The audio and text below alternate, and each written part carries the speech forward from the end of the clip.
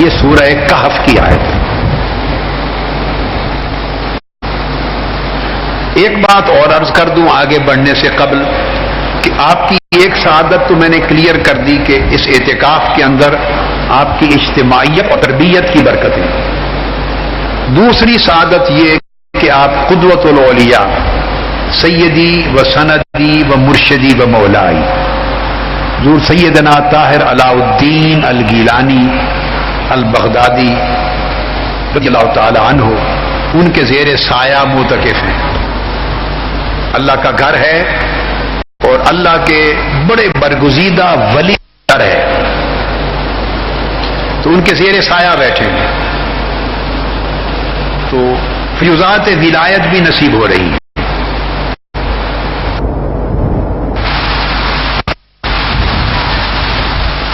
سورہ کہف کی اس آیت کریمہ میں اللہ رب العزت نے ایک واقعہ کا حصہ بیان کیا ہے جب حضرت موسیٰ علیہ السلام سیدنا خضر علیہ السلام سے ملنے گئے تھے۔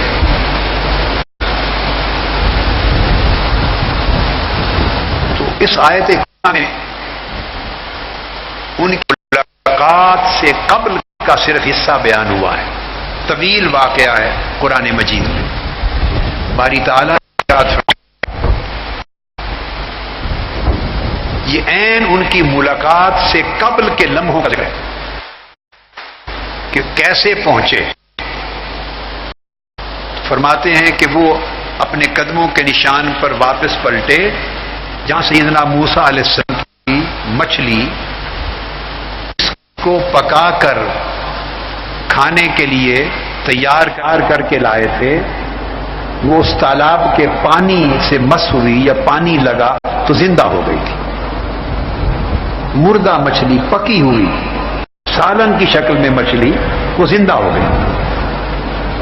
تو اس نقطے پر پہنچے کہ وہ اللہ کا برگزیدہ ولی خضر علیہ السلام اس جگہ پر ہوں گے۔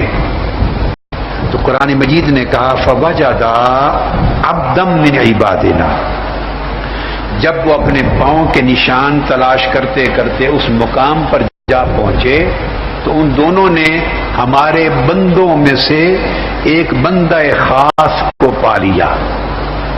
اور یہاں حضرت خضر علیہ السلام کا نام نہیں لیا قرآن مجید نے، اور یوں کہا کہ فوجدا عبدا من عبادنا، ہمارے بندوں میں سے اس خاص بندے کو پا لیا جس کی تلاش میں حضرت موسیٰ علیہ السلام نکلے تھے۔ اب اس خاص بندہ، اس بندے کا حال کیا تھا؟ اللہ رب العزت نے فرمایا آتیناہ رحمتا من عندنا وعلمناہ من لدنا علما۔ حضرت خضر علیہ السلام ان کو ہم نے اپنی بارگاہ سے خصوصی رحمت کا خزانہ عطا کیا تھا، رحمتم من عندنا، ہم نے اپنی عندنا میں ایک لفظ ہے اندیت، اندیت کا اشارہ ہے اس کے خزانہ خاص کی طرف، یعنی رحمت عامہ نہیں تھی، رحمت خاصہ تھی۔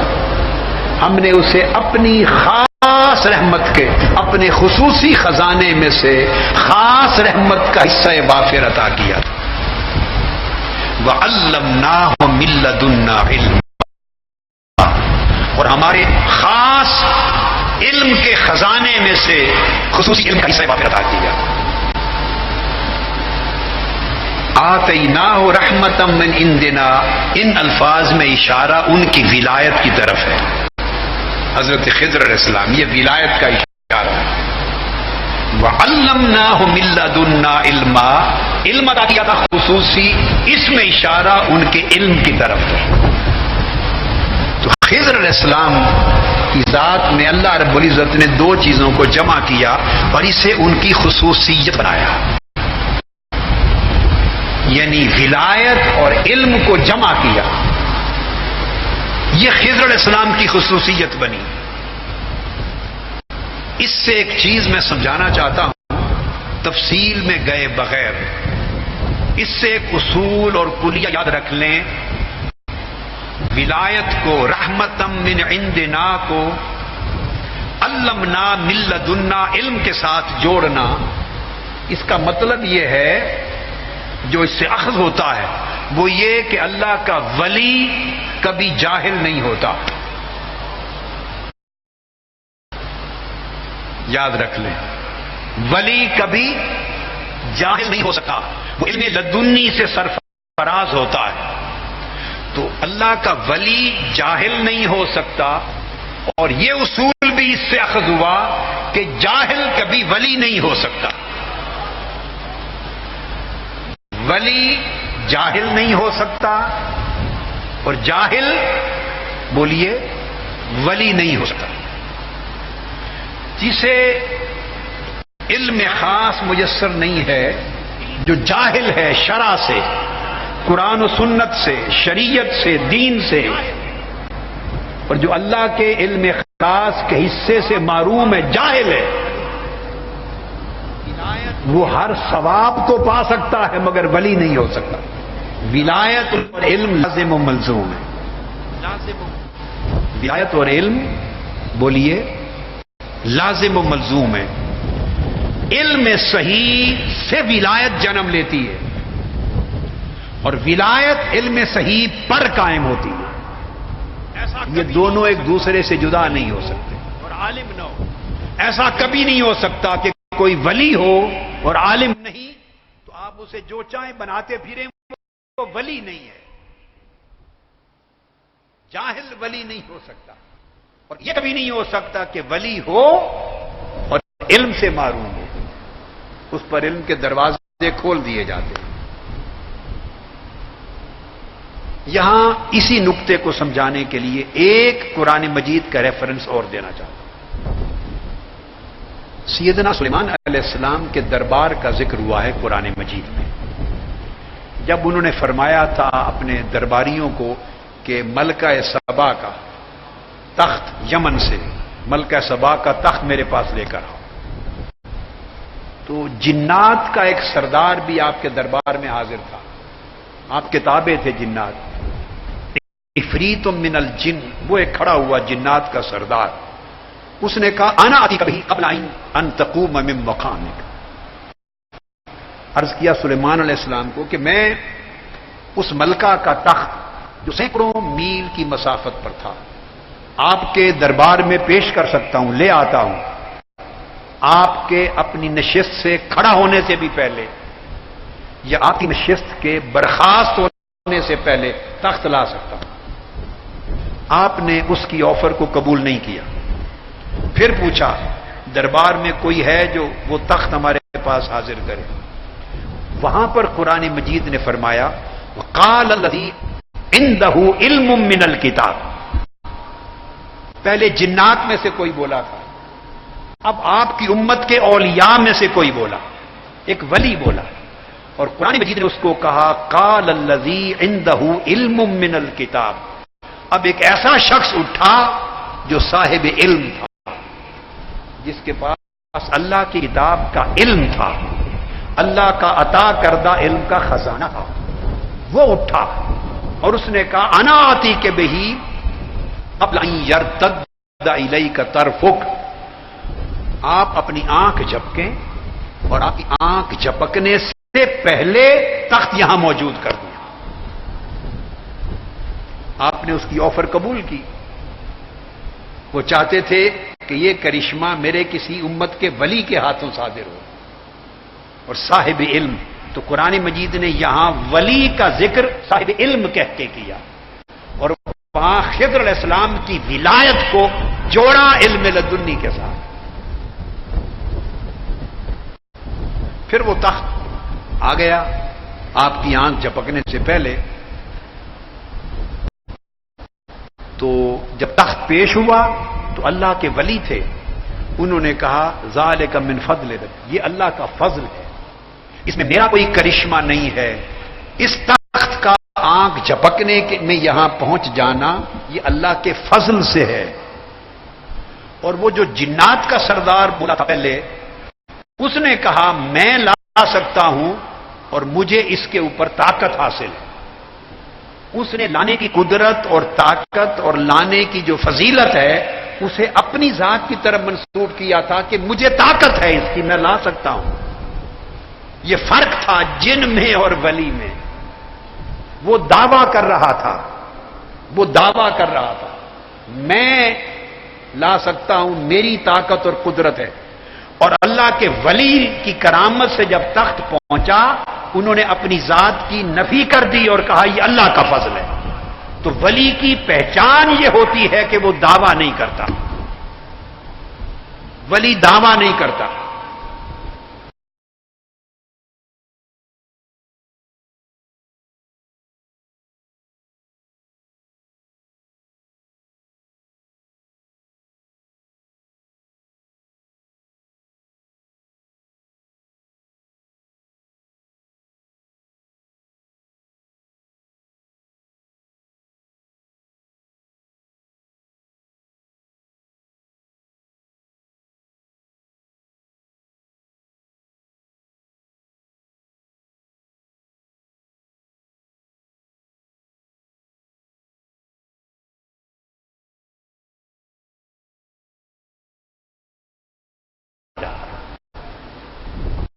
یہ علامت ہے.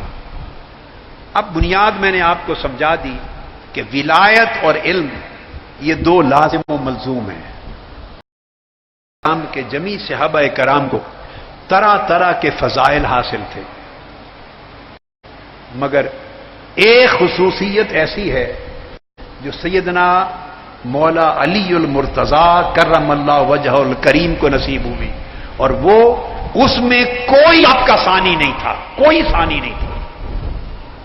اور وہ کہ آپ کی ذات میں ولایت اور علم کو اتنا جمع کیا گیا کہ اس قدر کوئی اور ولایت اور علم کے جمع ہونے میں شریک نہ تھا.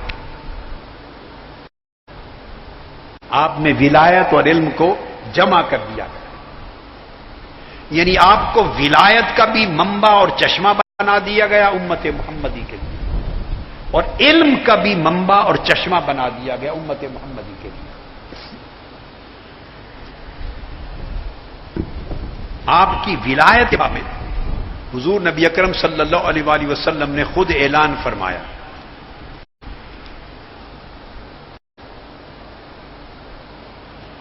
آپ مکہ معظمہ سے واپس تشریف لا رہے ہیں مدینہ طیبہ.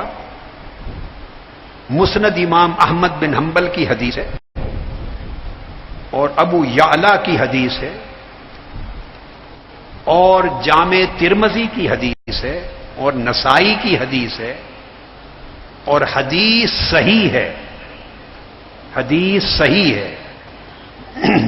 پھر ابن حبان کی بھی ہے، طبرانی کی ہے، اور بہت سارے ائمہ حدیث نے اپنے اپنے طرق سے بے شمار صحابہ کرام سے اس حدیث کو صحیح طرق اور صحیح اسانید کے ساتھ روایت کیا. آقا علیہ الصلوۃ والسلام تشریف لائے. مدینہ طیبہ کے راستے میں ایک تالاب ہے جس کو خم کہتے ہیں.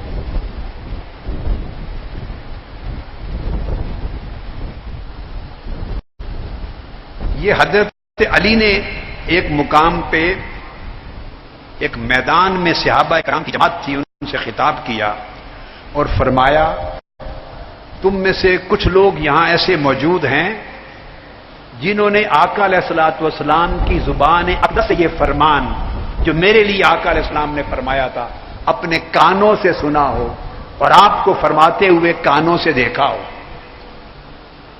12 بدری صحابہ اٹھے، 12 صحابہ کرام ایسے اٹھے جو بدری صحابہ تھے جو غزوہ بدر میں شریک ہوئے تھے، یعنی سینئر موسٹ بدری صحابہ.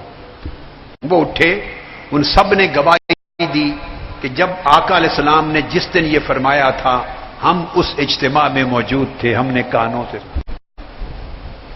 پوچھا کیا فرمایا تھا، آپ روایت کریں. تو پھر صحابہ نے روایت کی. عثمان بن ابی لیلہ سے میں روایت کر کے بتا رہا ہوں. فقالوا نشہد انا سمعنا رسول اللہ صلی اللہ علیہ وسلم یقول یوم غدیر خم، ہم سب گواہی دیتے ہیں، بدری صحابہ کی جماعت نے کہا کہ ہم سب نے آقا علیہ السلام کی زبان مبارک سے سنا، آپ یہ فرما رہے تھے الست اولا بالمؤمنین من انفسہم، صحابہ کرام سے فرمایا کہ کیا میں جتنے مومن ہیں ان سب کی جانوں سے زیادہ قریب نہیں ہوں ان کے؟ وازواجی امہاتہم، اور کیا میری بیویاں یعنی میری ازواج مطہرات سب مومنوں کی مائیں نہیں ہیں؟ آقا علیہ السلام نے اپنا رشتہ مومنوں کے ساتھ بیان فرمایا۔ فقلنا بلا یا رسول اللہ، ہم سب نے بآواز بلند عرض کیا یا رسول اللہ حق ہے، آپ کی ذات پاک ہمارے اتنی قریب ہے کہ ہماری جانیں بھی اتنی قریب نہیں، آپ ہماری جانوں سے بھی زیادہ قریب ہیں۔ یہ قرآن مجید کا فرمان ہے، النبی اولا بالمؤمنین من انفسہم، کہ نبی مومنوں کی جانوں سے زیادہ قریب ہیں ان کے، یہ قرآن مجید ہے۔ اس کی طرف آقا علیہ السلام اشارہ فرما رہے، ہم سب نے گواہی دی آقا آپ ہماری جانوں سے بھی قریب تر ہیں، اور آپ کی ازواج مطہرات ہماری مقدس مائیں ہیں۔ جب آقا علیہ السلام نے ان کی گواہی سن لی تو فرمایا قال فمن کنت مولاه فعلی مولاه، پھر سن لو جس کا میں مولا ہوں، جس کا میں ولی ہوں، جس کا میں دوست ہوں، جس کا میں محبوب ہوں، علی بھی اس کا مولا، دوست اور محبوب ہے۔ اور پھر فرمایا اللہم وال من والاہ وعاد من عاداہ، اے اللہ جو علی سے محبت کرے اور اس سے دوستی رکھے تو بھی اسے دوست رکھ، اور جو علی سے دشمنی کرے تو بھی اسے اپنا دشمن بنا لے۔ اور حضرت عمران بن حسین کی روایت میں آیا، اس میں آقا علیہ السلام نے فرمایا ان علی منی وانا منہ وہو ولی کل مؤمن بعدی، کہ فرمایا علی مجھ سے ہے اور میں علی سے ہوں، اور میرے بعد علی ہر مومن کا ولی ہے، علی ہر مومن کا ولی ہے۔ اب یہ حدیث جامع ترمذی میں اور نسائی نے اور ابن حبان نے اس کو روایت کیا، اور امام ترمذی نے اس حدیث کو اس سند کے ساتھ حسن کہا، اور ایک اور سند کے ساتھ امام ترمذی نے روایت کیا، ایک اور سند کے ساتھ وہ محمد بن بشار کی سند کے ساتھ، اور فرمایا قال ھذا حدیث حسن صحیح، دوسری سند کے ساتھ فرمایا یہ حدیث حسن بھی ہے اور صحیح بھی ہے، اعلیٰ مرتبے کی صحیح۔ اس میں آقا علیہ السلام نے فرمایا کہ جس کا میں مولا ہوں، اس میں آپ نے بریدہ نامی ایک صحابی کو خطاب کیا، ایک اور حدیث ہے مسند نسائی میں، فرمایا جس کا میں مولا ہوں اس کا علی مولا ہے۔ اور حضور علیہ الصلوۃ والسلام کے اس قول کے اوپر بہت سے انصار صحابیوں میں، جن میں حضرت ابو ایوب انصاری بھی تھے، ان سب نے کھڑے ہو کر گواہی دی، حضرت زید بن ارقم، یہ سب صحابہ جنہوں نے گواہی دی، حتیٰ کہ حضرت عبداللہ ابن عباس نے بھی اس کو روایت کیا۔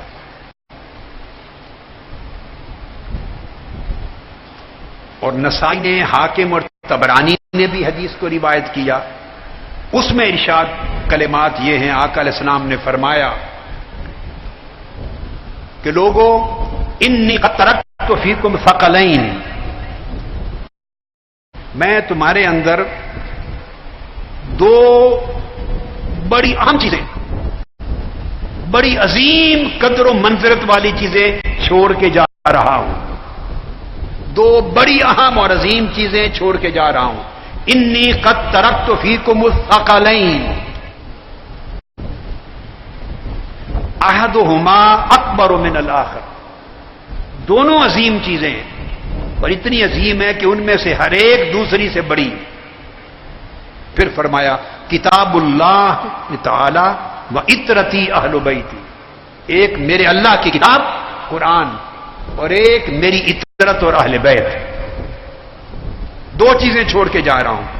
فرمایا فانظروا کیف یخلفونی فیہما، دیکھنا، اب دیکھنا یہ کہ میرے بعد تم ان کے ساتھ جب کوئی سلوک کرو گے تو اس سلوک میں مجھے کتنا دیکھتے ہو، اور ان کے ساتھ جب برتاؤ کرو گے تو میرا لحاظ کتنا کرتے ہو، اور میری نسبت اور میرے تعلق کو کتنا دیکھتے ہو ان کے اندر، جب میں ظاہری طور پہ نہیں ہوں گا۔ یا کہ السلام نے فرمایا، پھر فرمایا فَإِنَّهُمَا لَن يَتَفَرَّقَا حَتَّى يَرِدَا عَلَيَّ الْحَوْض، قرآن اور اہل بیت دونوں آپس میں جڑے رہیں گے، پیوست رہیں گے، ایک دوسرے سے جدا نہیں ہوں گے، اور اکٹھے رہیں گے حتیٰ کہ اسی پیوستگی کے حالت میں قرآن اور اہل بیت مل کر میرے پاس قیامت کے دن حوض کوثر پر آئیں گے۔ اور یہ ارشاد فرما کے پھر آقا علیہ السلام نے فرمایا ثم قال ان اللہ مولایا، اللہ میرا دوست ہے، وانا ولی کل مومن، اور میں ہر مومن کا دوست ہوں۔ ثم اخذ بید علی، پھر حضرت علی کا ہاتھ پکڑا آقا علیہ السلام نے، فقال من کنت ولیہ فہذا ولیہ، جس کا میں دوست ہوں علی اس کا دوست ہے، جس کا میں حبیب ہوں علی اس کا حبیب ہے۔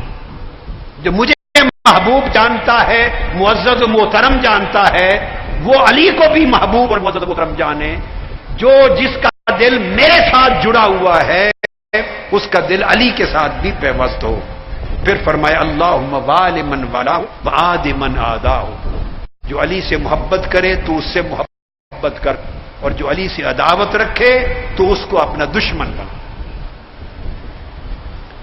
اس حدیث کو امام نسائی، حاکم، طبرانی نے روایت کیا، اور امام حاکم نے کہا یہ حدیث صحیح ہے، اور امام ابن کثیر نے اس کو روایت کیا اور کہا کہ ہمارے شیخ امام ابو عبداللہ ذہبی نے کہا ھذا حدیث صحیح، یہ حدیث صحیح ہے۔ تو ایک تو میں نے یہ حدیث بیان کی، اس کے چند ایک طرق کا ذکر کر دیا۔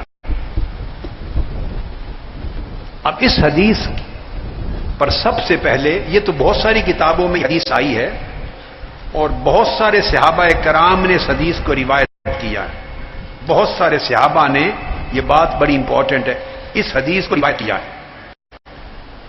98 صحابہ نے اس حدیث کو روایت کیا۔ کتنے؟ 98 صحابہ کرام نے اس حدیث کو روایت کیا، اور سینکڑوں کی تعداد میں کتب حدیث کی جنہوں نے، ائمہ حدیث نے الگ الگ طرق کے ساتھ اس حدیث کو اپنی کتب حدیث میں درج کیا۔ ایک امام و گزرے حدیث کے امام ابن عقدہ، امام ابن عقدہ وہ پہلے شخص تھے، یہ غالباً تیسری صدی ہجری میں، تیسری چوتھی صدی ہجری میں ہوا امام ابن عقدہ۔ انہوں نے ایک رسالہ لکھا، اور اس حدیث کی من کنت مولا ہو فعلی مولا ہو، جس کا میں ولی ہوں اور مولا ہوں اس کا علی مولا ہے۔ یہ حدیث جتنے طرق سے اور اسانید سے مختلف صحابہ، تابعین، اتباع تابعین کے طریقوں سے حدیث وارد ہوئی ہے مختلف کتب میں، ان سارے طرق کو، طرق کہتے ہیں حدیث کی سندیں، ان کو جمع کیا، اور 100 طرق کی حدیث جمع کی اپنے رسالے میں۔ کتنے؟ 100 طرق حدیث کے جمع کیے۔ یعنی پہلی مرتبہ کوشش ہوئی امام ابن عقدہ نے اپنی ایک تصنیف میں تمام طرق اس حدیث کے جمع کر دی۔ ان کے بعد کئی 100 سال گزرے، علامہ ذہبی ایک بڑے جلیل اور قدر امام ہیں علم حدیث میں۔ میں بات روک کر مجھے یاد آ گئی تو ذہن سے اتر نہ جائے، پھر یہاں سے شروع کرتا ہوں۔ ابھی نماز تراویح کے وقت ہمارے مفتی اعظم ہیں اور ہمارے روز اول سے معتکفین ساتھیوں میں سے بھی، اور جامعہ اسلامیہ منہاج القرآن کے بڑے عظیم استاذ ہیں علامہ مولانا مفتی عبد القیوم خان صاحب ہزاروی، جو آپ کو مسائل شریعہ کا، فقہ کا درس بھی دیتے ہیں اعتکاف میں۔ وہ گر گئے تھے، بے ہوشی ہو گئی، ڈاکٹرز نے ان کو دیکھا ہے، اب الحمدللہ تعالیٰ ان کی صحت اچھی ہے۔ ہم سب مل کے دعا کرتے ہیں کہ محترم حضرت مفتی عبد القیوم خان صاحب کو اللہ تعالی شفائے کاملہ اور صحت عاجلہ عطا فرمائے اور تندرست ہو کر آپ کے معاملات میں شریک ہو سکے.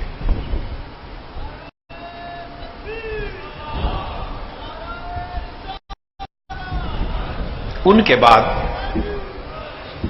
7ویں صدی ہجری میں پھر علامہ ذہبی نے ایک رسالہ لکھا، تصنیف کی ایک کتاب. اس میں انہوں نے 25 طرق اس حدیث کے اور جمع کیے. اس حدیث کے من کنت مولا ہو فعلی مولا، تو کل 125 طرق ہو گئے امام ابن عقدہ کے اور امام ذہبی کے ملا کر. یہ اب تک محفوظ تھے میکسیمم اس حدیث کے طرق اور اسانید جو کتب میں جمع کی گئی. اللہ رب العزت کا شکر ہے اور اس کا احسان ہے، پھر اللہ پاک نے ہمیں توفیق دی. ہم نے بھی اس باب میں ایک چھوٹی سی خدمت کی اللہ کی توفیق سے اور اللہ کے فضل سے اور اللہ کے کرم سے. اس کی توفیق کے بغیر نہ کچھ ہو سکتا ہے نہ کچھ ہوگا. اس نے توفیق دی تو میں نے کتب حدیث کو کھنگالا، ذخائر کھنگالے، خزانے حدیث کے طرق کے اسانید کے مرویات کے کنگالے. تو 125 طرق ہو گئے تھے. علامہ ذہبی نے 25 طرق کا اضافہ فرمایا تھا. الحمدللہ تعالی 125 طرق کے بعد مزید 28 طرق اس پر ان کا اضافہ میں نے اپنی کتاب میں اضافتاً کر دیا. اب یہ کتاب ہے میری تصانیف میں سے ایک، اس کا نام ہے الکفایہ فی حدیث الولایہ، یعنی حدیث ولایت علی کے اوپر یہ کتاب ہے پوری. اس میں میں نے امام ابن عقدہ کے، علامہ ذہبی کے 125 اور 28 اور محنت کر کے اللہ کی توفیق سے ایڈ کیے 153 طرق اس حدیث کے جمع کیے. اور پھر اس کے بعد نقد و جرح بھی ہے، تحقیق ہے. یہ میں نے اس لیے بتائی کہ بعض لوگ اس مغالطے میں ہیں جن کے پاس علم حدیث کی تھوڑی سوجھ بوجھ ہے مگر مہارت نہیں، وہ اس حدیث کو صحیح نہیں سمجھتے. اس لیے میں نے کہا یہ ان احادیث میں سے ہے جس کے 153 طرق ہیں اور اسانید ہیں، اور ان میں ایک دو نہیں درجنوں طرق صحیح ہیں اور درجنوں طرق حسن ہیں اور کچھ ضعیف ہیں، اور حسن اور ضعیف کے ساتھ مل کے وہ بھی مقبول ہیں. 153 طرق کے ساتھ بہت کم احادیث ملیں گی آپ کو جو وارد ہوئی ہیں اور روایت ہوئی ہیں. یہ سیدنا علی کرم اللہ وجہ الکریم کا ایک پہلو کہ آپ کو منبع ولایت بنایا گیا. بتانے کا مقصد یہ تھا کہ ولایت کے فیض کے لیے نبوت کا دروازہ بند ہو گیا، ولایت کا دروازہ کھول دیا گیا. تو آپ کو اپنی امت میں آپ نے ولایت کا منبع اور سرچشمہ بنا دیا. دوسری خصوصیت جس میں اس درجے پر کسی اور کی شرکت نہیں، وہ آپ کو علم لدنی میں بے نظیر اور بے مثال بنایا گیا. تو آقا علیہ الصلوۃ والسلام نے آپ کو اپنے علم خاص کا بھی منبع اور چشمہ بنایا. حضرت عبداللہ ابن عباس رضی اللہ تعالیٰ عنہ روایت کرتے ہیں، فرمایا حضور علیہ السلام نے فرمایا انا مدینۃ العلم وعلی بابھا فمن اراد المدینۃ فلیأت الباب. فرمایا میں علم کا شہر ہوں اور علی اس کا دروازہ ہے، اور جو میرے شہر علم میں داخل ہونا چاہے اسے چاہیے کہ اس دروازے سے آئے. یعنی علی کے ساتھ روحانی اور قلبی طور پہ قطع تعلق رکھنے والا علم ولایت سے کبھی بہرہ یاب نہیں ہو سکتا. جو حضرت علی کے دسترخوان سے کھانے کا شوقین نہیں ہے اور جو کتراتا ہے حضرت علی کی محبت سے، حضرت علی کی ولایت سے، ان کی ولا سے، ان کی عطا سے، اور ان کے ساتھ اپنے دل میں محبت اور انس اور تعلق اور راحت محسوس نہیں کرتا، وہ کبھی بھی میرے علم کے شہر میں داخل نہیں ہو سکتا، وہ علم نبوت سے محروم رہے گا۔ اس حدیث کو اور امام طبرانی کے الفاظ یہ ہیں روایت کے، فلیات ہی من باب ہی، جو میرے شہر علم میں آنا چاہتا ہے وہ علی کے دروازے سے داخل ہو۔ اس کو امام حاکم نے مستدرک میں روایت کیا اور کہا یہ حدیث صحیح ہے۔ ایک فرق ہوتا ہے، یاد رکھ لیں، یہ فن اصول حدیث کے اندر ہے، یہ کہنا کہ یہ حدیث صحیح الاسناد ہے، اس کا رتبہ کم ہوتا ہے، اور یہ کہنا یہ حدیث صحیح ہے، جب کہا جائے صحاحو، اس نے اس حدیث کی تصحیح کی امام حدیث نے، تو اس کا مطلب اس کو صحیح الاسناد قرار دینا نہیں بلکہ حدیث کو صحیح قرار دینا ہے۔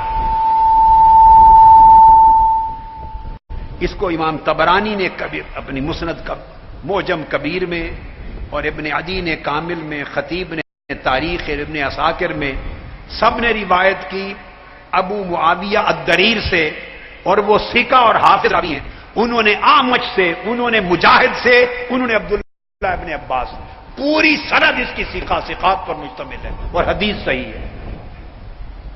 پھر آقا علیہ السلام نے فرمایا، جسے حضرت جابر بن عبداللہ نے روایت کیا، فرمایا کہ آقا علیہ السلام نے فرمایا انا مدینۃ العلم وعلی بابھا، یہ ومن اراد العلم فلیأت الباب، جو میرا علم حاصل کرنا چاہتا ہے وہ دروازہ علی سے داخل ہو، پھر میرے شہر علم میں آئے گا اور اسے خیرات ملے گی۔ اسی طرح حضرت علی کرم اللہ وجہ الکریم نے خود بھی یہ روایت کیا کہ آقا علیہ السلام نے مجھ سے یہ فرمایا علی انا مدینۃ العلم وانت بابھا یا علی، اے علی میں علم کا شہر ہوں اور تو میرے شہر علم کا دروازہ ہے۔ کذب من زعم انہ یدخلها من غیر بابھا، وہ شخص جھوٹا ہے جو یہ گمان کرتا ہے کہ میں نبی کے علم کے شہر میں داخل ہو جاؤں گا علی کے دروازے کے بغیر، فرمایا وہ جھوٹا ہے، وہ میرے شہر علم میں داخل نہیں ہو سکتا۔ اب امام سیوطی نے بھی اس حدیث کی تائید کی اپنی کتاب میں۔ پھر دوسری روایت میں آقا علیہ السلام نے فرمایا انا دار الحکمت وعلی بابھا، میں حکمت کا گھر ہوں اور علی اس کا دروازہ ہے۔ اس کو امام ترمذی نے اپنی سنن میں روایت کیا، اور امام احمد بن حنبل نے فضائل میں روایت کیا، امام ابو نعیم نے حلیہ میں، اور امام ابن جریر طبری نے اپنی تہذیب الاثار میں، اور کہا ھذا خبر صحیح، اور کہا یہ حدیث صحیح ہے، اور اس کی سند حضرت علی تک مرفوع ہے۔ پھر اسی طرح حضرت ابو ذر غفاری سے بھی مروی ہے، وہ نبی آقا علیہ السلام سے جو حدیث ہے اس کے الفاظ ہیں، فرمایا علی باب علمی، آقا علیہ السلام نے فرمایا علی میرے علم کا دروازہ ہے، وہ مبین لامتی، اور میرے دیے ہوئے دین کی وضاحت کرنے والا ہے، ما ارسلت بہ من بعدی، حبہ ایمان و بغضہ نفاق، علی سے محبت کرنا ایمان ہے اور علی سے بغض رکھنا منافقت ہے، وَالنَّظَرُ إِلَيْهِ رَافَةٌ، اور علی کے چہرے کو دیکھنے سے دل کو نرمی اور رافت نصیب ہوتی ہے، وَمَوَدَّتُهُ عِبَادَةٌ، اور علی سے محبت کرنا یہ عبادت ہے۔ اس کو ائمہ نے حدیث کو روایت کیا اور محدثین نے کہا کہ یہ حدیث حسن ہے۔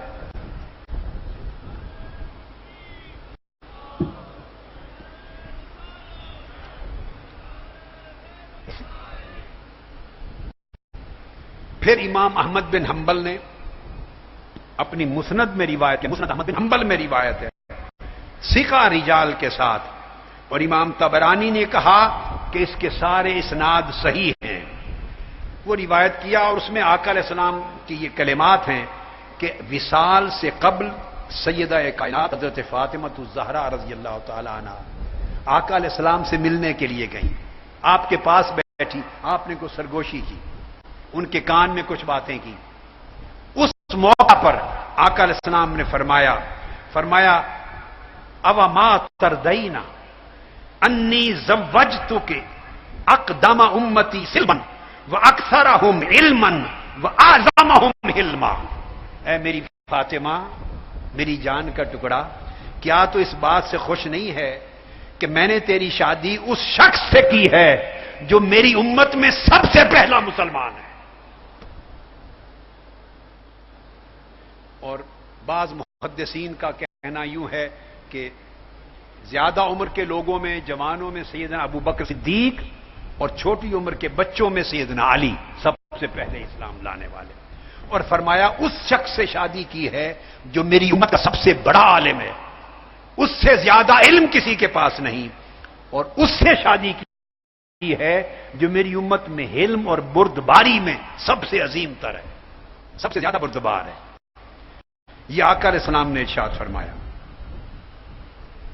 اور اس کو پھر ابن عساکر نے اپنی سند کے ساتھ ام المومنین حضرت عائشہ صدیقہ رضی اللہ تعالی عنہ سے روایت کیا کہ حضرت عائشہ صدیقہ رضی اللہ تعالی عنہ نے روایت کیا کہ میں نے سیدہ فاطمہ الزہرا سے سنا، انہوں نے کہا کہ میرے بابا نے، آقا علیہ السلام نے فرمایا تھا، زوجتک اعلم المؤمنین واقدمہم سلما وافضلہم حلما، میں نے اے فاطمہ تیری شادی مومنوں کے سب سے بڑے عالم کے ساتھ کی ہے، اہل ایمان میں علی سے بڑا عالم کوئی نہیں، اور اپنی امت میں سب سے پہلے مسلمان کے ساتھ کی ہے، اور حلم اور بردباری میں سب سے افضل شخص کے ساتھ کی ہے۔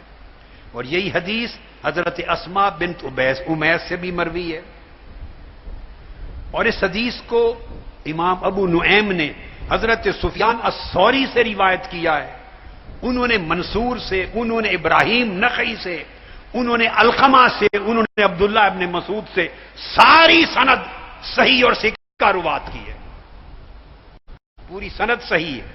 انہوں نے کہا کہ آقا علیہ الصلوۃ والسلام سے پوچھا گیا، آپ نے فرمایا کنت عند النبی صلی اللہ علیہ وآلہ وسلم فسئل عن علی، حضرت عبداللہ ابن مسعود فرماتے ہیں کہ میں آقا علیہ السلام کی مجلس میں بیٹھا تھا، صحابہ کرام حاضر تھے، میری موجودگی میں کسی نے حضرت علی کے مرتبے کے بارے میں پوچھا، حضرت علی کے بارے میں سوال کیا، آقا علیہ السلام نے جواب دیا فقال قسمت الحکم عشرۃ اجزاء، میری امت میں علم اور حکمت کے 10 حصے بنائے گئے اور میری امت میں تقسیم کیے گئے، علم اور حکمت و معرفت کے 10 حصے اللہ رب العزت نے کیے اور میری امت میں تقسیم کیے۔ فرمایا فأوتي علی 9 اجزاء والناس جزءا واحدا، 10 میں سے 9 حصے علم، حکمت اور معرفت کے صرف علی کے حصے میں آئی، اور 1 حصہ ساری امت میں تقسیم ہوا ہے۔ عبداللہ ابن مسعود فرماتے ہیں کہ آقا علیہ السلام نے یہ ارشاد فرمایا، میں موجود تھا اس مجلس میں، میں نے اپنے کانوں سے سنا، اور یہ ساری سند ائمہ اور فقہا کی روایت ہے جو سب سے اعلیٰ درجہ ہوتی ہے صحت میں، یعنی سفیان ثوری اور ان کی روایت حضرت منصور سے، ان کی ابراہیم النخعی سے، ان کی حضرت علقمہ سے، ان کی عبداللہ ابن مسعود سے، اعلیٰ اسانید میں سے۔ پھر حضرت جابر بن عبداللہ انصاری رضی اللہ تعالیٰ عنہ، ان سے روایت ہے، امام طبرانی نے روایت کی، یعنی میں نے آپ کو کہا تھا کہ آپ کی خصوصیت یہ ہے کہ ولایت اور علم دونوں کمال درجے میں عطا کر کے آپ کی ذات میں جمع کیے گئے، نہ ولایت میں آپ کا کوئی ہم رتبہ تھا، نہ علم اور حکمت و معرفت میں آپ کا کوئی ہم رتبہ تھا، یعنی علم اور ولایت دونوں میکسیمم سب سے اونچے درجے کے دے کر آپ کی ایک ذات میں یکجا کر دیے گئے۔ یہ آپ کی انفرادیت تھی، یہ آپ کا انوکھا پن تھا، یہ آپ کی نرالی شان تھی، ایسی خصوصیت تھی کہ اس میں کوئی آپ کا برابر ہمسر شریک نہ تھا۔ آقا علیہ السلام نے فرمایا قال قال رسول اللہ صلی اللہ علیہ وسلم واقضى امتی علی بن ابی طالب، فرمایا میری امت کا سب سے بڑا جج علی ابن ابی طالب، یعنی شریعت کے احکام پر جتنی معرفت، اس کی جتنی حکمت، جتنا علم، جتنی گہرائی، جتنی گہرائی، جتنی دقت، جتنا تفقع، جتنا علم، جتنی پختگی اور مہارت علی کو ہے اتنی میری امت میں کسی کو نہیں۔ اس کو امام بغوی نے روایت کیا شرح و سنہ میں، اس کو انس ابن مالک نے بھی روایت کیا، اسے امام عبد الرزاق نے بھی مصنف نے روایت کیا، اور حافظ ابن حجر اسقلانی نے اس کو فتح الباری میں روایت کیا حضرت ابو سعید خدری کے طریق سے بھی۔ کئی صحابہ نے یہ بات بیان کی۔ اور پھر یہ وہ بات ہے جو سیدنا فاروق اعظم بھی فرمایا کرتے تھے، کہ اسے حضرت ام سلمہ نے بھی بیان کیا ہے۔ حضرت ام سلمہ ام المومنین فرماتی ہیں کہ میں نے اپنے کانوں سے آقا علیہ السلام سے سنا، علی مع القرآن والقرآن مع علی لن یتفرقا حتی یرد علی الحوض۔ فرمایا علی قرآن کے ساتھ ہے اور قرآن علی کے ساتھ ہے، قرآن اور علی کبھی جدا نہیں ہوں گے حتیٰ کہ دونوں اکٹھے حوض کوثر پر میرے پاس قیامت کے دن وارد ہوں گے۔ علی کا قرآن کے ساتھ ہونے کا مطلب یہ ہے کہ قرآن کا جتنا فہم علی کے پاس ہے، قرآنی علوم کا جتنی معرفت علی کے پاس ہے، اور قرآن کا جتنا ادراک اور قرآن کی جتنی حکمت اور قرآن مجید کے علوم اور معرفت پر جتنا تبحر حضرت علی کے پاس ہے اتنا کسی کے پاس نہیں۔ اور پھر قرآن جتنا علی کے سینہ میں ہے، قرآن جتنا علی کے قریب ہے، علی جتنے قرآن کے قریب ہے، اس طرح ہے کہ دونوں کبھی جدا نہیں ہوں گے۔ یہ حضرت ام سلمہ نے بیان کیا اور یہ حدیث بھی صحیح الاسناد ہے۔ پھر اسی طرح آقا علیہ السلام نے فرمایا، جس کو حضرت سلمان فارسی رضی اللہ تعالیٰ عنہ نے روایت کیا، آقا علیہ السلام نے فرمایا، مسند الفردوس میں امام دیلمی روایت کرتے ہیں، اعلم امتی من بعدی علی بن ابی طالب۔ فرمایا میرے بعد میری پوری امت میں سب سے بڑا عالم علی شریف تھا۔ یہ آقا علیہ السلام شہادت دے رہے ہیں آپ کی علم پر، اور پھر سیدنا علی کرم اللہ وجہ الکریم خود اس علم پر شہادت دیتے ہیں۔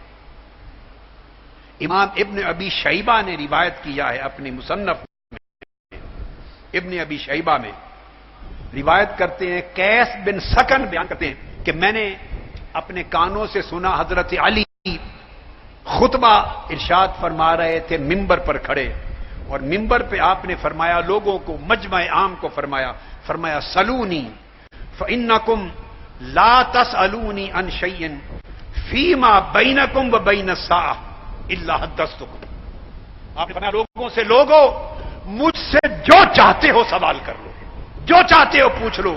فرمایا میرے آج کے دن اور قیامت کے درمیان کسی چیز کے بارے میں سوال کرو گے تو میں اس کا جواب دوں گا۔ یہ سیدنا مولا علی المرتضیٰ نے کہا۔ ایسا کلمہ آقا علیہ السلام نے خود فرمایا اور صحابہ کرام کو فرمایا کرتے تھے، اور آقا علیہ السلام کے علاوہ صحابہ کرام میں سے کسی شخص کو یہ جسارت نہ تھی کہ علم کے باب میں یہ کلام کر سکے۔ آقا علیہ السلام فرماتے تھے، سلونی اما شئتم، سلونی اما شئتم، سلونی اما شئتم، جو چاہتے ہو مجھ سے پوچھ لو، جو چاہتے ہو مجھ سے پوچھ لو، جو چاہتے ہو مجھ سے پوچھ لو۔ میں اس ممبر پہ کھڑے اترنے سے پہلے جو پوچھو گے تمہیں بتا دوں گا۔ لوگ اپنے نسب کا پوچھتے، آقا بتا دیتے، لوگ اپنے انجام کا پوچھتے، آقا بتا دیتے، میں جنت میں جاؤں گا یا دوزخ میں، لوگ وہ پوچھتے، بتا دیتے۔ سلونی اما شئتم کا کلمہ آقا علیہ السلام ارشاد فرماتے، اور آپ کے صحابہ میں یہ کلمہ کسی نے ارشاد نہیں فرمایا سوائے سیدنا مولا علی المرتضیٰ کے، چونکہ آپ کو علم کے باب میں جداگانہ شان حاصل تھی۔ حضرت ابو طفیل بھی روایت کرتے ہیں، فرماتے ہیں کہ میں نے بھی اپنے کانوں سے آپ کو خطبے کے دوران سنا، فرماتے ہیں لا واللہ لا تسألونی عن شیء یکون الی یوم القیامت الا حدثتکم بہ۔ خدا کی قسم آج کے دن سے لے کر قیامت کے دن تک جو کسی چیز کے بارے میں سوال کرنا چاہے کر لے، جو پوچھے گا میں اس کو بتا دوں۔ اس کو امام عبد الرزاق نے روایت کیا، امام ابن عبد البر نے روایت کیا، حافظ ابن حجر اسقلانی نے بیان کیا، پھر اسے امام ابن سعد نے بیان کیا، امام ابن عساکر نے بیان کیا، کئی طرق سے یہ حدیث آئی. آپ یہ بھی فرمایا کرتے سلونی ان کتاب اللہ فإنه ليس من آیۃ الا وقد عرفت بلیل نزلت ام بالنہار فی سہل ام فی جبل. جو چاہو مجھ سے سوال کر لو اور قرآن کی جس آیت کی نسبت پوچھ لو، جس آیت کا پوچھو گے تمہیں بتا دوں گا کہ دن کے وقت نازل ہوئی یا رات کے وقت، میدان میں نازل ہوئی یا پہاڑوں کی چوٹی پر نازل ہوئی. یعنی یہ آپ کے علم کا عالم تھا. پھر آپ اسے مروی ہے، آپ نے یہ بھی فرمایا ایک بڑی عجیب کلمہ فرمایا سلونی قبل ان تفقدونی سلونی ان طرق السماء فانی اعرف بها من طرق الارض. فرمایا لوگوں میرے دنیا سے اٹھ جانے چلے جانے سے پہلے جو پوچھنا چاہتے ہو مجھ سے پوچھ لو. اور پھر آپ نے فرمایا خدا کی قسم آسمان کے راستوں کا پوچھو، میں آسمان کے راستوں کو زمین کے راستوں سے زیادہ جانتا ہوں. سبحان اللہ سبحان اللہ سبحان اللہ. فرمایا فإنی اعرف بها من طرق الارض، میں آسمانوں کے راست سلونی ان طرق السماء، آسمانوں کے کناروں کا پوچھو، آسمانوں کے طبقات کا پوچھو، آسمانوں کے راستوں کا پوچھو، آسمانی کائنات کے احوال کا پوچھو، احوال کا پوچھو. فرمایا خدا کی قسم میں آسمانوں کے حالات زمین کے کرۂ ارضی کے حالات سے زیادہ جانتا ہوں. یہ ارشاد فرمایا. یہ آپ کے علم کا تبحر ہے، یہ آپ کے علم و معرفت کا حال ہے. ماشاءاللہ ڈاکٹر حسن محی الدین آئے ہیں، ماشاءاللہ ہم ان کو خوش آمدید کریں. یہ آپ کی ولایت کے ساتھ آپ کے علم کا عالم. اب حضرت سعید بن جبیر روایت کرتے ہیں، اور یہ جو حدیث اب کوٹ کر رہا ہوں یہ امام بخاری نے اس کو روایت کیا ہے. امام بخاری نے، اور امام بخاری نے روایت کیا اپنی تفسیر میں صحیح بخاری کے اندر، صحیح بخاری کے اندر کتاب التفسیر میں امام بخاری کی روایت سعید بن جبیر سے ہے. انہوں نے حضرت عبداللہ ابن عباس سے روایت کی کہ حضرت فاروق اعظم رضی اللہ تعالیٰ عنہ نے فرمایا اقرؤنا ابی و اقدانا علی.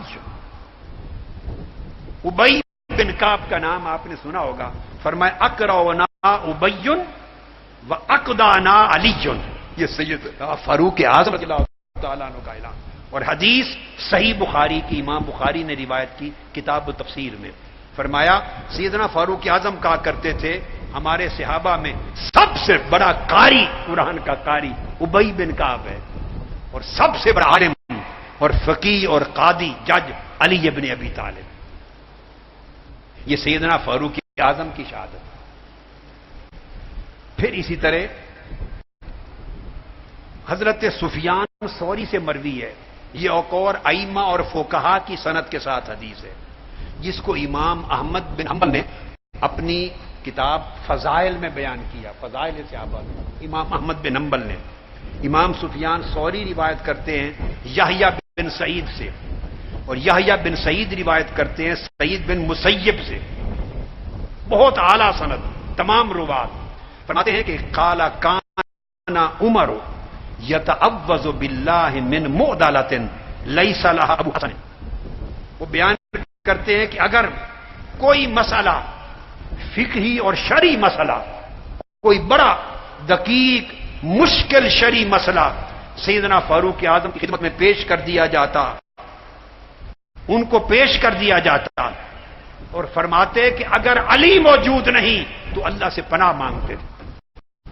فرمایا علی نہ ہو اور انتہائی دقیق شرعی مسئلہ پیش کر دیا جائے تو اللہ کی پناہ مانگنی چاہیے. مشکل شرعی مسئلے کے حل کے لیے علی کے ذریعے طے ہو. یہ جو لقب آپ کو دیتے ہیں نا مشکل کشا، مشکل کشا، یہ لقب اس حدیث کی روح سے سیدنا فاروق اعظم نے آپ کو دیا ہے.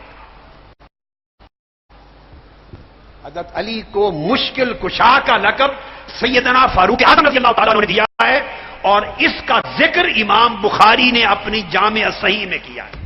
صحیح بخاری میں، میں الفاظ دہرا رہا ہوں. پھر فرماتے کان عمر یتعوذ باللہ من معضلۃ، کوئی ایسی مشکل آ جاتی شرعی مسئلے میں، کوئی مشکل شرعی مسئلہ پیش آ جاتا اور حضرت علی موجود نہ ہوتے تو اللہ کی پناہ مانگتے تھے.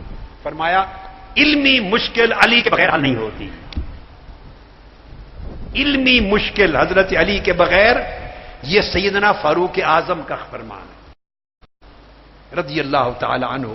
میں سمجھتا ہوں اس حدیث کے بیان کرنے کے بعد بہت سے لوگوں کا دماغ اور ذہن کھل جانا چاہیے، ان کو بات سمجھ میں آ جانی چاہیے.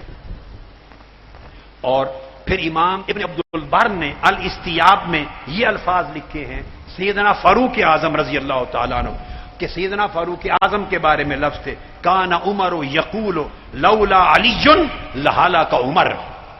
جتنے مشکل حالات پیش آئے، جتنی مشکلات علمی پیش آئیں، شرعی مشکلات پیش آئیں، حالات مشکل پیش آئے اور قدم قدم پر قرآن اور سنت اور شریعت کی روح سے رہنمائی درکار تھی.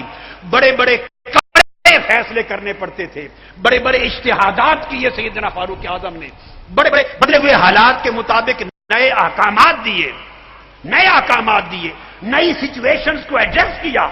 تو سیدنا فاروق اعظم فرمایا کرتے تھے لولا علی لہلاک عمر، اگر علی میرے ساتھ نہ ہوتا تو عمر ہلاک ہو چکا ہوتا. اگر علی نہ ہوتا تو بات ہیں جنہوں نے حضرت علی کو مشکل کشا کا لقب دیا ہے سیدنا فاروق اعظم رضی اللہ تعالی عنہ کے. اور اس حدیث کو امام احمد بن حنبل نے فضائل میں روایت کیا، امام ابن سعد نے طبقات میں روایت کیا، ابن الاسیر نے اسد الغابہ میں روایت کیا، اور تمام آثار بیان کر کے پھر اس کے بعد کئی اور صحابہ کے تذکرے اسی باب میں آئے ہیں. پھر حضرت عبداللہ ابن مسعود رضی اللہ تعالیٰ عنہ ان کی روایت، وہ فرماتے امام ابو نعیم نے الحلیہ میں روایت کیا، فرماتے ان القرآن انزل علی 7 احرف، قرآن 7 حروف پر نازل کیا گیا. اب میں اس کی تفصیل میں اس وقت نہیں جا رہا کیونکہ ایک الگ موضوع ہے. 7 حروف میں نازل ہونے کا معنی کیا ہے، یہ ایک الگ سبجیکٹ ہے، علم التفسیر کا سبجیکٹ ہے. آپ اتنی بات سمجھ لیں، ایک صحابی کا قول ہے 7 حروف پر قرآن مجید نازل کیا گیا. حضرت عبداللہ ابن مسعود نے فرمایا ما منہا حرف الا لہ ظہر و بطن وان علی ابن ابی طالب انہ علم الظاہر والباطن، کہ قرآن سارا 7 حرفوں پر نازل ہوا اور فرمایا کہ ہر حرف کا ایک ظاہر ہے اور ایک باطن ہے، اور علی ابن ابی طالب کی شان یہ ہے کہ ہر حرف قرآن کا ظاہر علم بھی ان کے پاس ہے اور باطن کا علم بھی ان کے پاس ہے. یعنی وہ جامع ہیں علم ظاہر اور علم باطن کے، جامع. اور حضرت عبداللہ ابن عباس رضی اللہ تعالیٰ عنہ سے مروی ہے ایک اور روایت جسے امام ابن عبد البر نے الاستیاب میں سند کے ساتھ روایت کیا، حضرت ضحاک بن مزاحم کے طریق سے. عبداللہ ابن عباس نے کہا قال واللہ لقد اؤتی علی بن ابی طالب 9 اعشار العلم وَإِمُّ اللَّهِ لَقَدْ شَارَكَكُمْ فِي الْعُشْرِ الْعَشْرِ. عبداللہ ابن عباس نے کہا سب کو خطاب کرتے ہوئے فرمایا خدا کی قسم اللہ پاک نے حضور علیہ السلام کی امت کو 10 حصے علم عطا کیا ہے. پورا علم جو امت کو عطا کیا گیا اللہ رب العزت نے اس علم کے 10 حصے کیے اور فرماتے خدا کی عزت کی قسم 10 علم کے 10 حصوں میں سے 9 حصے صرف علی ابن ابی طالب کو عطا ہوئے اور ایک حصے میں ہم سب شریک ہوئے. ایک حصے میں ہم سب شریک ہوئے. یہ جو تمام روایات بیان کی اور آخر پہ پھر امام بخاری کی ایک اور روایت دیتا ہوں. امام بخاری نے اپنی التاریخ الکبیر میں روایت کیا حضرت سفیان سے، اور انہوں نے حضرت سفیان سوری نے حضرت جخدب التیمی سے روایت کیا، انہوں نے حضرت عطا سے روایت کیا، انہوں نے حضرت ام المومنین عائشہ صدیقہ رضی اللہ تعالی عنہا سے. آپ فرماتی علی اعلم الناس بالسنہ، یہ ام المومنین حضرت سیدہ عائشہ صدیقہ رضی اللہ تعالیٰ عنہ کا ارشاد فرماتے ہیں کہ پوری امت میں سنت مصطفیٰ کا علم جو علی کے پاس ہے، ان جیسا عالم سنت امت مصطفیٰ میں کوئی نہیں. اعلم الناس بالسنہ، یہ حضرت ام المومنین عائشہ صدیقہ رضی اللہ تعالیٰ عنہ کا ارشاد. اب یہی گواہی جو میں نے آپ کو دی، یہ سعید بن مسیب نے بھی دی ہے، یہ عطا بن ابی رباح نے بھی دی ہے، یہ امام حسن البصری نے بھی دی ہے، یہ مغیرہ بن مقسم نے بھی دی ہے، درار بن دمرہ نے دی ہے، اور اس طرح بہت ساری اسانید اور طرق کے ساتھ. پھر یہ حدیث آقا علیہ السلام کی میں نے سنائی کہ میں علم کا شہر ہوں اور علی اس کا دروازہ ہے، جسے میرے شہر علم میں داخل ہونا ہے وہ علی کے دروازے سے آئے. تو یہ بہت سارے طرق کے ساتھ. تو صرف اس حدیث پر بھی میں نے ایک کتاب لکھی ہے اللہ رب العزت کی توفیق کے ساتھ، تحدیث نعمت کے طور پہ. یہ علماء کے لیے اور طالبان علم کے لیے میں مینشن کر رہا ہوں. کسی کو تفصیل سے اس کے پڑھنے کا شوق ہو تو یہ کتاب میری باب مدینہ علم، عربی میں کا نام ہے القول القیم فی باب مدینہ العلم. اس میں میں نے شر و بس کے ساتھ اس کے طرق اسانید پر بحث کی ہے اور علوم الحدیث کی روشنی میں. تو یہ بھی الکفایہ کی طرح مطالعہ کرنے والی. یہ تو سیدنا علی المرتضیٰ کے حوالے سے آپ کی کچھ خصوصیتیں اور فضیلتیں بیان کر دیں. اب اس میں ایک دو احادیث اجتماعی طور پہ لے لیتے ہیں.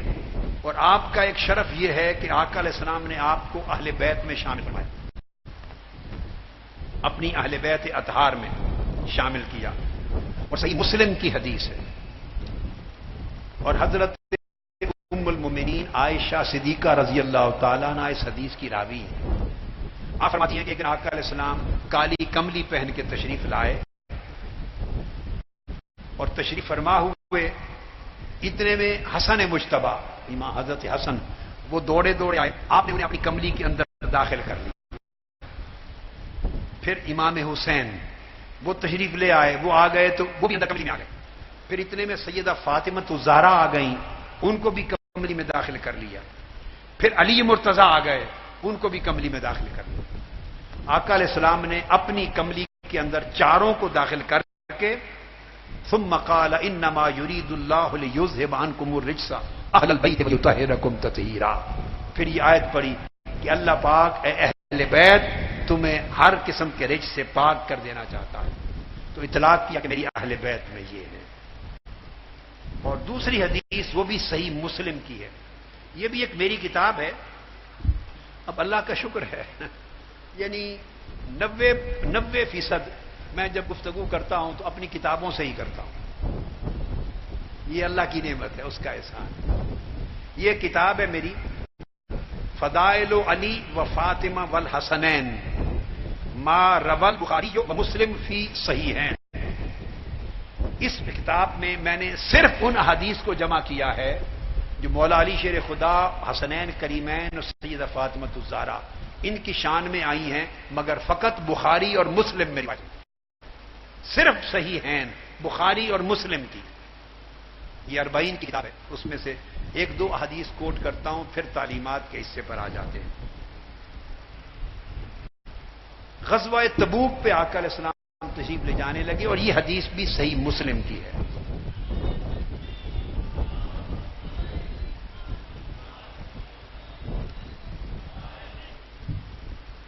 آپ نے فرمایا علی تم ادھر ہی رہو.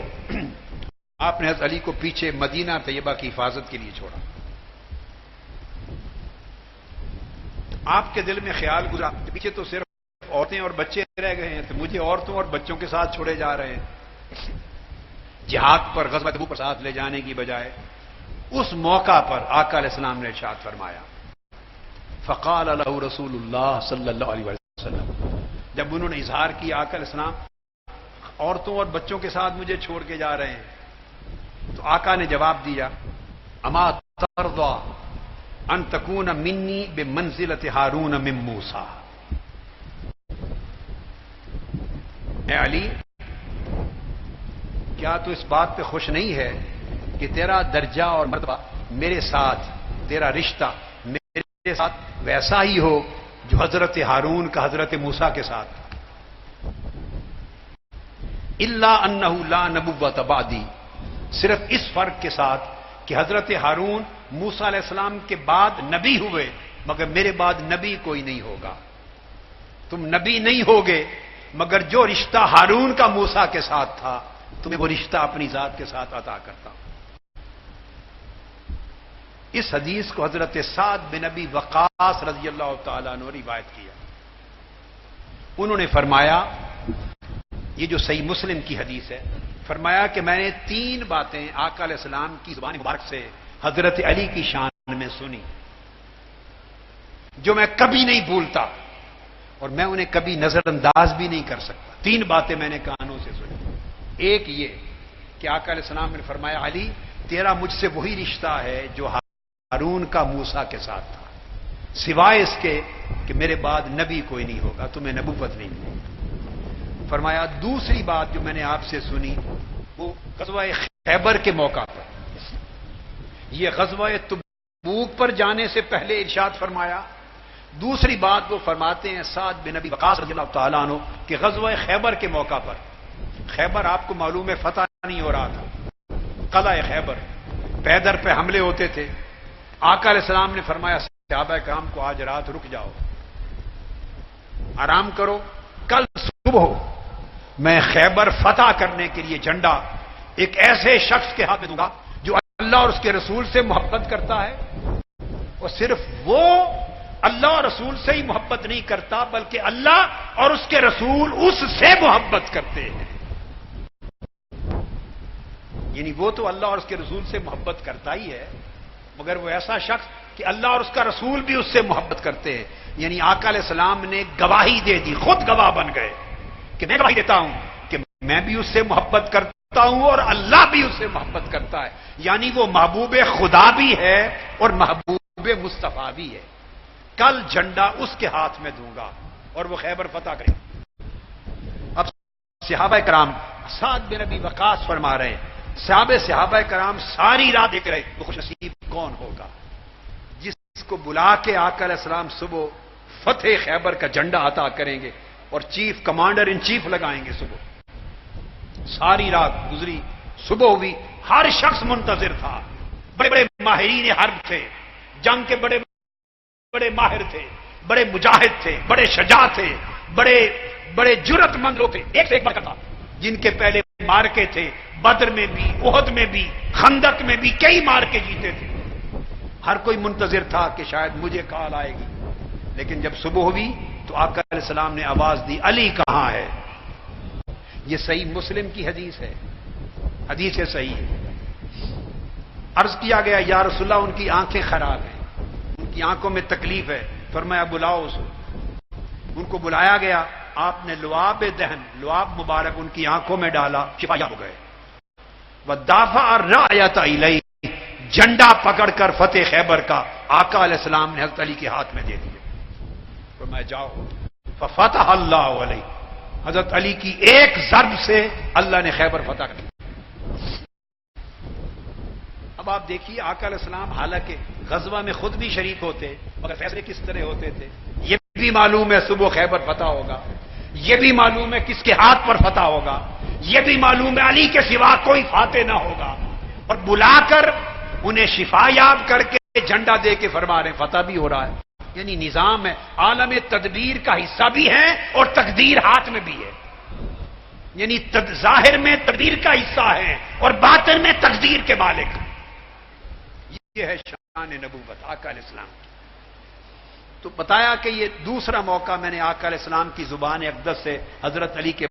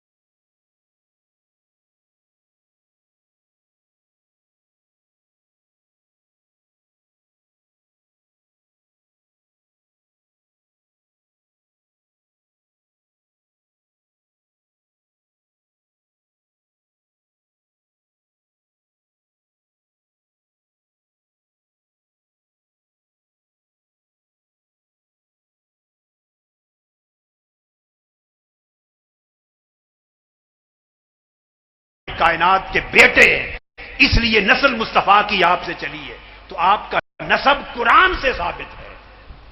ابناءنا و ابناءکم، نام لے کر حسن اور حسین کو بلا لیا۔ یہ قرآن کی آیت نازل ہوئی ہے ان پر، اس کے مصداق بنایا گیا ہے، مصداق بنائے گئے۔ اور پھر فرمایا ونساءنا ونساءکم، جب عورتوں کا نام لیا تو سیدہ فاطمۃ الزہرا کو بلا لیا۔ کل 5 نفوس تھے، یہ قرآن مجید کی آیت ہے۔ آقا علیہ السلام کی ذات اقدس خود، ساتھ سیدنا علی شیر خدا، ساتھ سیدہ فاطمۃ الزہرا، ساتھ حسن مجتبی، ساتھ امام حسین سید الشہداء، یہ ہیں 5 تن، یہ قرآن سے ثابت ہوئے ہیں۔ یہ جو کبھی کہا جاتا ہے نا 5 تن پاک، یہ لفظ بولتے ہیں، کیا بولتا ہے؟ بعض اوقات کوئی مسلمان محبت کرنے والا بولتا ہے 5 تن پاک، ذہن میں خیال آتا ہے بہت سے ذہنوں میں کہ یہ گھڑی ہوئی اصطلاح ہے پاکستانیوں کی، ہندوستانیوں کی، اس کی کوئی سند نہیں ہے، اس کی سند قرآن مجید ہے۔ سورہ آل عمران کی آیت نمبر 61 5 تن پاک کا ٹائٹ دے رہی ہے، یہ قرآن مجید کی آیت ہے۔ اب آپ کوئی تفسیر اٹھا لیں اور حدیث کی کوئی اٹھا لیں، ان 5 جو پاک تن ہیں، 5 اشخاص، ان کے سوا اس آیت کریمہ کا کوئی اور مصداق روایت ہی نہیں کیا گیا، کوئی اور روایت۔ یہ ایک واقعہ ہے نجران کے مسیحیوں کا، مباہلہ کا واقعہ ہے، اس کو آیت مباہلہ کہتے ہیں، اور قرآن کے الفاظ ہیں ندعو ابناءنا و ابناءکم ونساءنا ونساءکم وانفسنا وانفسکم۔ آقا علیہ السلام نے 3 ٹائٹل لیے ہیں، اور اب جان میں اپنی ذات اور علی کی ذات کو شامل کیا ہے، اور بیٹوں میں حسن اور حسین کو شامل فرمایا ہے، اور نساءنا و نساءکم میں سیدہ فاطمۃ الزہرا کو۔ یہ آیت کریمہ ان 5 نفوس قدسیہ پر اس کا اطلاق ہوا ہے، اور یہ اطلاق اور مصداق آقا علیہ السلام نے بنایا ہے۔ تو یہ تصور ان 5 نفوس کے مقدس اور پاک ہونے کا قرآن مجید کی آیت 61 سورہ آل عمران کی آیت نمبر 61 سے۔ تو حضرت سعد بن ابی وقاص نے فرمایا کہ 3 مواقع ہیں جن میں نے آقا علیہ السلام کی زبان اقدس سے ایسی بات سنی کہ میں عمر بھر اب سیدنا علی شیر خدا کی ذات اقدس کے بارے میں کچھ اور گمان نہیں کر سکتا۔ پھر حضرت علی نے یہ فرمایا، یہ حدیث بھی صحیح مسلم کی ہے، آپ نے فرمایا، حضرت زر روایت کرتے ہیں حضرت علی کی سے، والذی فلق الحبہ وبرأ النسمہ انہ لعہد النبی الامی الی ان لا یحبنی الا مؤمن ولا یبغضنی الا منافق۔ فرمایا اس رب کی قسم، اس رب کی جس نے دانے کو پھاڑا، کیا مطلب اس کا کیا مطلب ہے؟ صرف 2 بجے تک ہے، اس کے بعد نہیں؟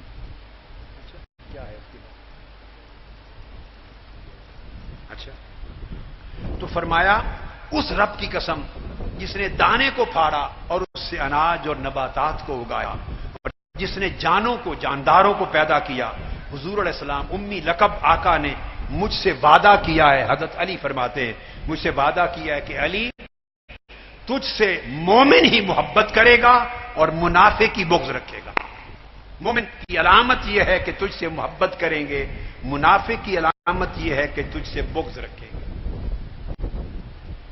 یہ اہل بیت اطہار کے حوالے سے کچھ چیزیں تھیں، میں نے چیتا آپ کو بیان کی، آپ کی تعلیمات میں سے کچھ چیزیں بیان کر لیتے ہیں۔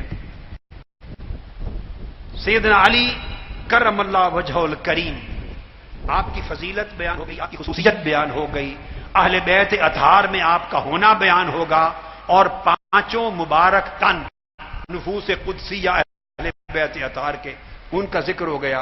اب آپ کے حوالے سے اور اہل بیت اطہار کے حوالے سے کچھ تعلیمات کا ذکر کر لیں فضائل کے ساتھ۔ سیدنا علی کرم اللہ وجہہ الکریم سے پوچھا گیا، آپ سے پوچھا گیا لما سئل عن خیار الناس عند اللہ، آپ سے پوچھا گیا کہ اللہ کے ہاں اچھے لوگ کون ہیں، اعلیٰ اور برتر لوگ اللہ کے ہاں کون ہیں؟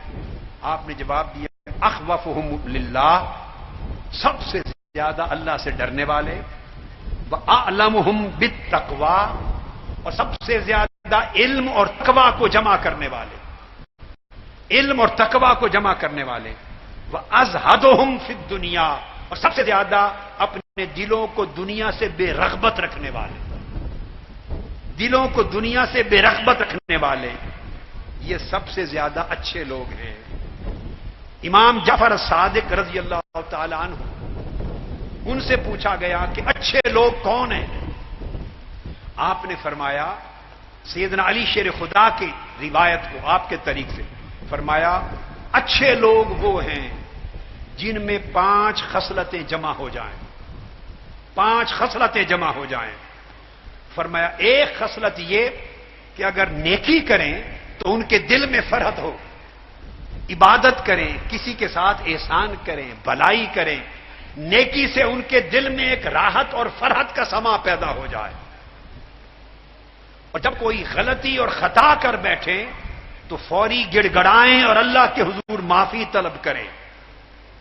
اور تیسری چیز، اگر انہیں کچھ نعمت مل جائے تو اللہ کا شکر ادا کریں۔ اور چوتھی خصلت، اگر کوئی تکلیف اور پریشانی آئے تو شکوہ نہ کریں، صبر کریں۔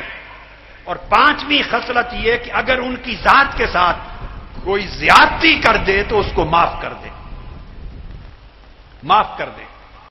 جن لوگوں میں یہ 5 خصلتیں جمع ہو جائیں، فرمایا وہ اللہ کے ہاں مقرب اور اچھے بندے ہیں، اللہ کے ہاں وہ اچھے بندے ہیں، مقرب بندے ہیں۔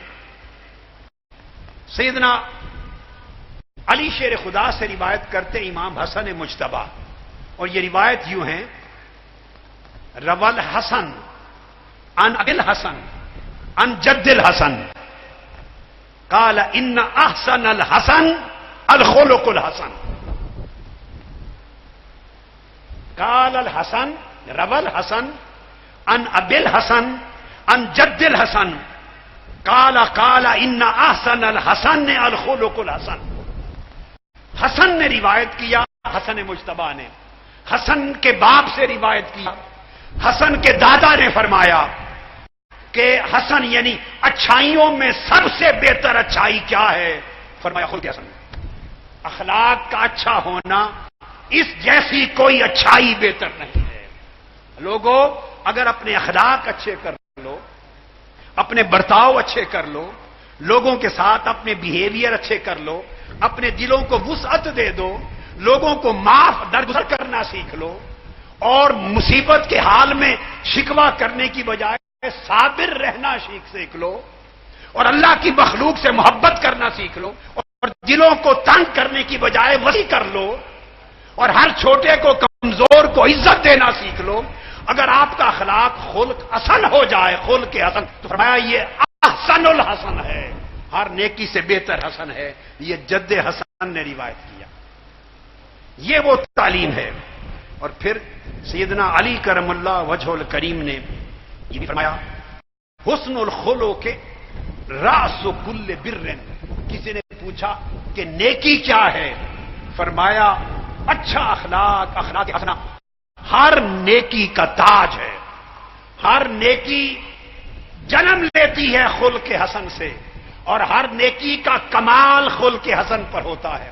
لوگوں، آپ نماز پڑھیں، روزہ رکھیں، حج کریں، زکات دیں، عبادات کریں، تسبیح کریں، ورد وظیفے کریں، مگر آپ کا اخلاق اچھا نہ ہو، آپ کا چہرہ مسکرانے والا چہرہ نہ ہو، آپ کے دلوں میں وسعت نہ ہو، آپ اللہ کی مخلوق کو معاف کرنے والے نہ ہوں، محتاجوں کی مدد کرنے والے نہ ہوں، آپ غریب کو سہارا دینے والے نہ ہوں، آپ مسکینوں کا حوصلہ دینے والے نہ ہوں، آپ کے دلوں میں سخاوت نہ ہو، اپنا مال محتاجوں پہ خرچ نہ کریں، آپ کا برتاؤ محبت بھرا برتاؤ نہ ہو، اگر آپ کے چہرے پر نرمی نہیں ہے، مسکراہٹ نہیں ہے، آپ کے اخلاق خوبصورت نہیں ہے، نہ نماز قبول ہے، نہ روزہ قبول ہے، نہ حج قبول ہے، نہ زکات۔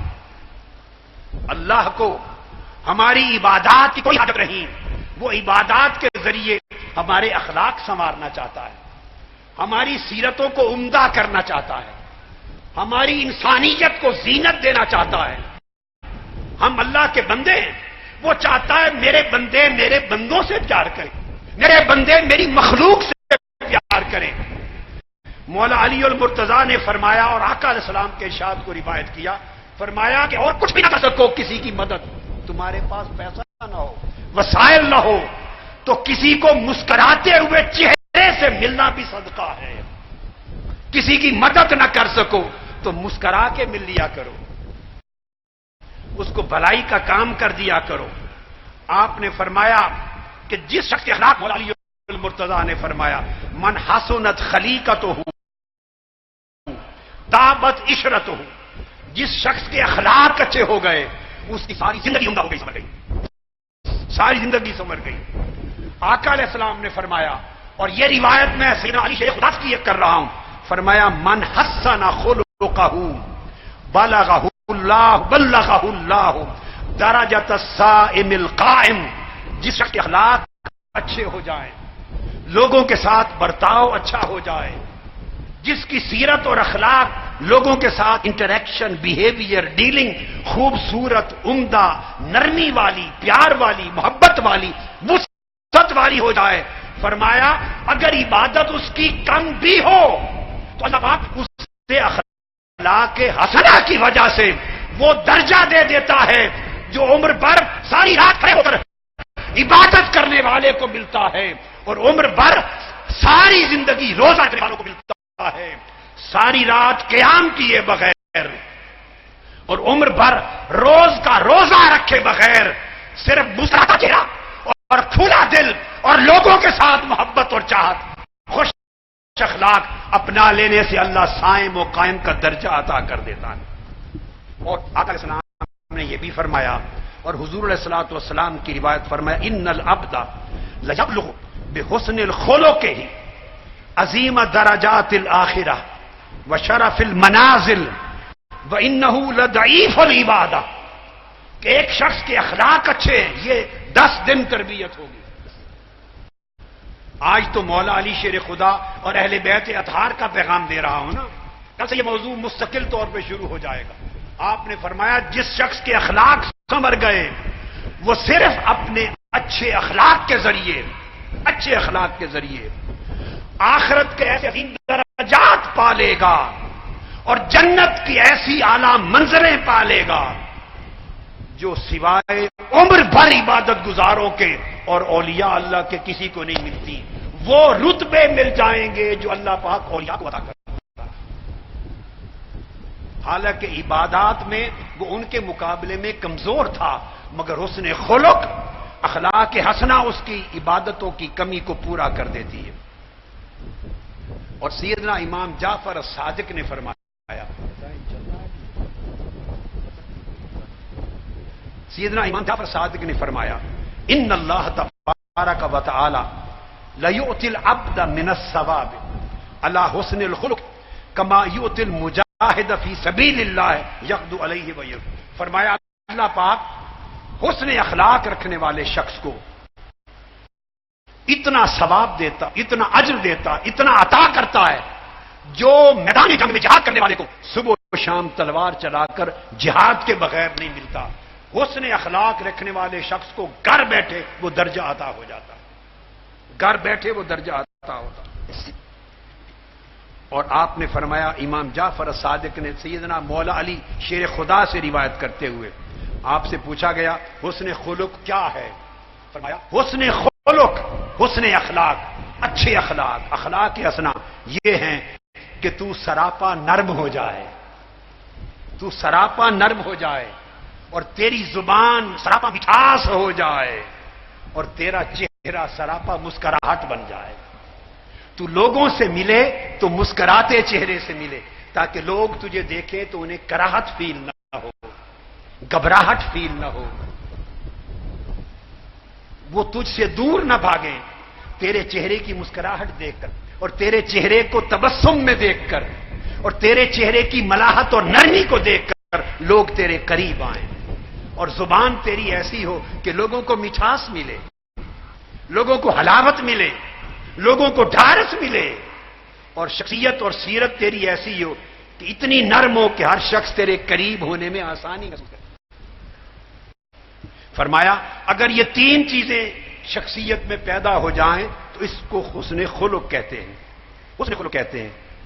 اور پھر آپ نے یہ بھی ارشاد فرمایا لوگوں روّدوا انفسکم علی الاخلاق الحسنہ، لوگوں اپنی طبیعتوں کو اخلاق حسنہ کا عادی بناؤ، اپنے مزاجوں کو بدلو، ان کے اندر اخلاق عبادات سمجھ لیں، اخلاق کو سنوارنے کے لیے واجب کی گئی ہے۔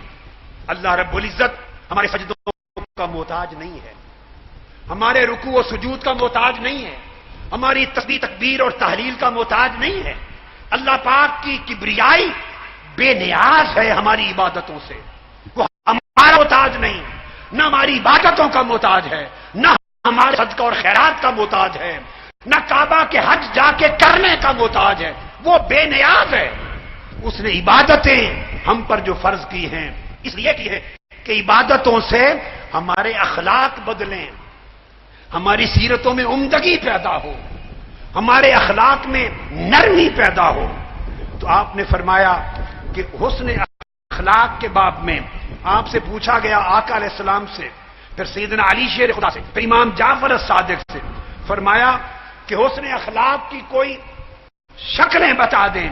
فرمایا حسن اخلاق ان چیزوں کا نام ہے، بندے اللہ پر تیرا یقین ہو، کم بھی ملے تو قناعت ہو، حالات پریشان کن ہو تو صبر ہو، اللہ کی نعمت ملے تو شکر ہو، اگر کوئی اذیت اور تکلیف کی بات آ جائے، کوئی تمہیں پریشان کرے، دکھ پہنچائے تو حلم اور بردباری اور برداشت ہو، لوگوں سے ملاقات رابطہ تعلق ہو، حسن خلق ہو، زیادہ ہو یا تھوڑا، بھوک بھی ہو تو نفس میں دل میں سخاوت ہو، سخاوت ہو، بولیں تو سچ بولیں، امانت ہو تو ادا کریں، خونی رشتہ دار ہوں تو ان کو جوڑیں، ان پر احسان کریں، مہمان آئے تو اس کی عزت کریں، کوئی مانگے تو اسے کھانا کھلائیں، کوئی تمہارے لیے نیک عمل کرے تو نیک بدلہ دیں، پڑوسی کے لیے نرم رہیں اور اپنے ہر ساتھی کے لیے فراخ دل رہیں۔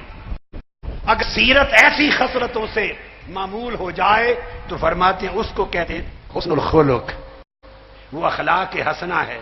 اور مولا علی شیر خدا نے فرمایا کہ اخلاق حسنہ یہ ہے ان تصل من قطعک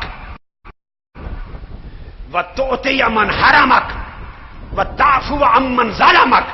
اخلاق حسنہ یہ ہے کہ جو رشتہ دار تجھ سے رشتہ کاٹے اور تیرے ساتھ زیادتی کرے تو رشتہ کاٹنے والے کے ساتھ رشتہ جوڑے، اور جو تجھے محروم کرے تو اس کو عطا کرے، اور جو تجھ پہ ذاتی طور پہ ظلم کرے تو اس کو معاف کرے۔ اگر تیرا سینہ اور دل اور تیری طبیعت اتنی فراخ ہو جائے، اتنی نرم ہو جائے اور اتنی راحت والی ہو جائے تو فرمایا اس کو مکارم اخلاق عامل کہتے ہیں۔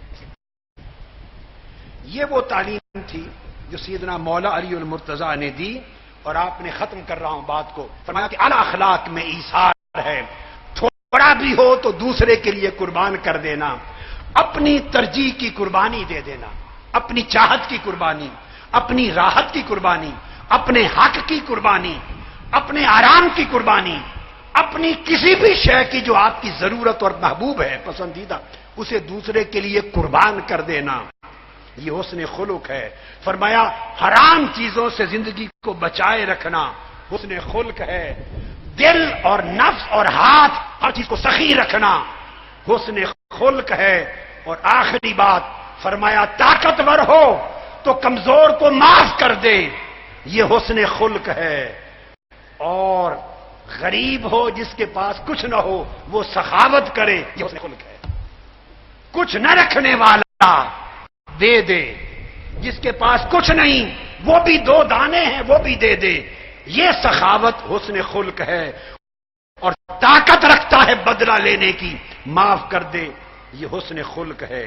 آقا علیہ السلام نے پورے دین کی تعلیمات کا خلاصہ اخلاق حسنہ کو قرار دیا۔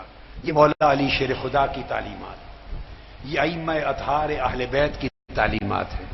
میں نے نمونے کے طور پہ چند ایک بیان کی تصور کرنے کے لیے کہ وہ جو عظیم ہوئے تو عظیم ایسے نہیں بن گئے، ان کو اللہ رب العزت نے عظمتیں عطا کی۔ چاہیے، ہمیں چاہیے ان کے ماننے والے ان کی عظمتوں میں سے حصہ لیں اور وہ عکس ان کی سیرتوں کا اور ان کے اخلاق کا اپنی زندگی کے اندر پیدا کریں۔ یہ جو 10 دن ہیں اس عکس کو اپنے اندر نمایاں کرنا ہے۔ اللہ رب العزت ہمارے حال پر، ہمارے قال پر اور ہمارے عمل پر، ظاہر پر باطن پہ اپنا کرم فرمائے، ہمارے اخلاق کو سنوار دے اس طرح خوبصورتی عمدگی کے ساتھ جس طرح اللہ رب العزت خود چاہتا ہے۔ وما علینا الا البلاغ، والسلام علیکم ورحمۃ اللہ وبرکاتہ۔